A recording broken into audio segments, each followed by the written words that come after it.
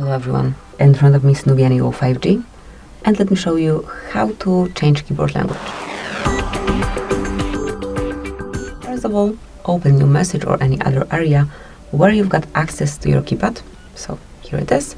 Now mark settings, go to languages, and click on add keyboard. Now you can either scroll till you find the language, or you can use the search button and enter the language that you want to apply. Click on done, and now you can either stay with all languages or you can remove some unnecessary one, then go back, and it is already applied. If you have more than one language, you will notice this word icon right here, and smoothly by tapping you can change it. You can switch between languages. If you will stay with one language only, there will be no word icon, so you'll have access just to this one language. So this is it, that will be all. Thank you for watching.